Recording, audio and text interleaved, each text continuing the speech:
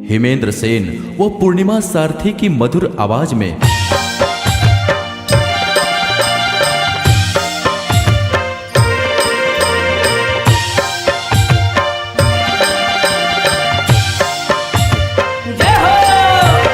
सतनाम सतनाम सतनाम सार है, गुरु घासी बाबा जी के महिमा अपार है। सतनाम सतनाम सतनाम सार है, गुरु घासी बाबा जी की महिमा अपार है। सतनाम सतनाम सतनाम सार है, गुरु घासी बाबा जी के महिमा अपार है। सतनाम सतनाम सतनाम सार है, गुरु घासी बाबा जी की महिमा अपार है। सतनाम जपन करोगा, तन मन पावन करोना।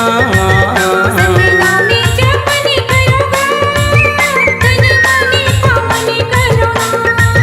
सतनाम जपन करोगा, तन मन पावन करोना। सतनाम जपन करोगा, तन मन पावन करोना। हे महंगू के लाला अमरोतिन के दुलारा, गिरद माँ बोहावे सतनाम रूपी धारा। महंगू के लाला मेरो दिन के दुलारा, गिरोध माँ बहाए सतनाम रूपी धारा। महंगू के लाला अमरोतिन के दुलारा, गिरद माँ बोहाए सतनाम रूपी धारा। महंगू के लाला मेरो दिन के दुलारा, गिरोध माँ बहाए सतनाम रूपी धारा।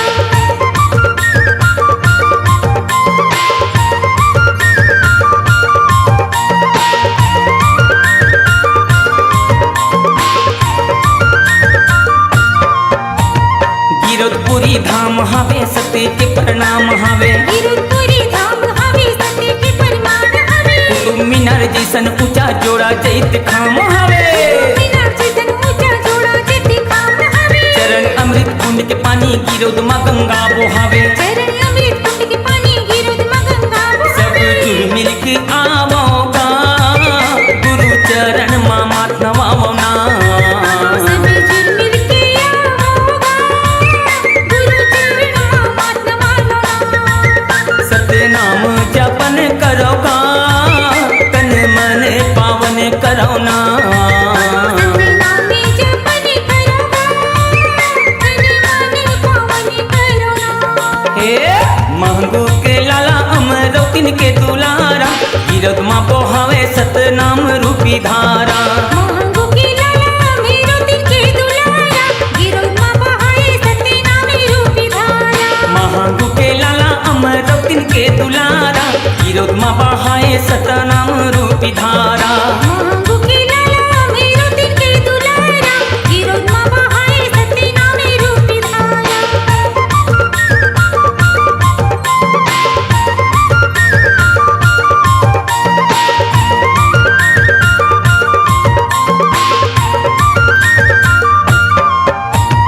फागुन पंचमी मेला भरा के नर नारी जुरिया थे। फागुन पक्षी मेला भरा के नर नारी जुलिया थे। पंढरपुरी खरवतेला सी घूम घूम के दर्शन पाते। पंढरपुरी खरवतिला सी घूम घूम के दर्शन पाते। चौका मंगल भजन गाथे, झांझ माँ दर्शन पंथी नाचे। चौका मंगल भजन गाथे, झांझ माँ दर्शन पंक्ति जय नाचे। जयकारा लगावोगा, गुरु बाबा लसरिया लौना। जयकारा लगावोगा, गुरु बाबा लसुरिया लौना। हाँ सतनाम जपन करोगा, तन मन पावन करोना। सतनाम जपन करोगा, तन मन पावन करोना। जय हो।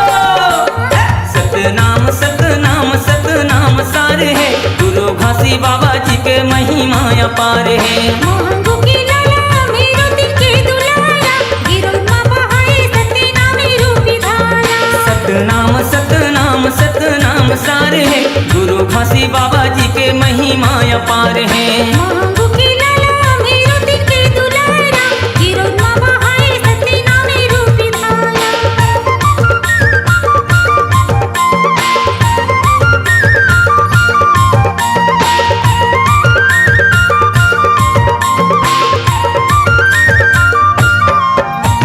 नर नारी डुबकी लगा के मन के मानोती पाथे। नर नारी डुबकी लगा के मन के मनोती पाते। सादा के झंडा लहराते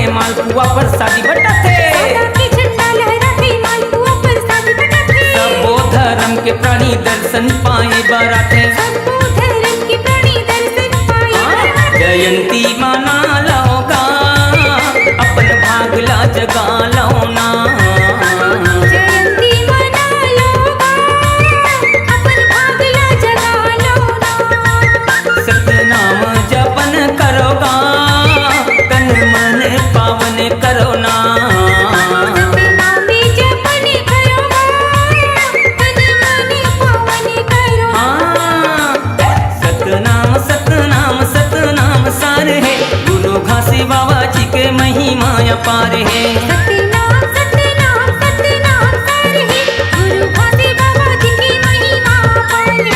सतनाम सतनाम सतनाम सार है, गुरु घासी बाबा जी के महिमा अपार है। सतनाम सतनाम सतनाम सार है, गुरु घासी बाबा जी की महिमा अपार है। सतनाम सतनाम सतनाम सार है, गुरु घासी बाबा जी के महिमा अपार है। ला ला ला ला ला ला ला ला ला ला ला ला।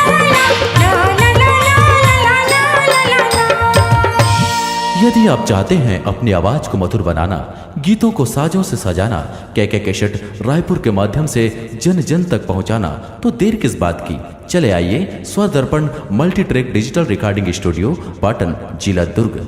और मोबाइल नंबर है 7389407518।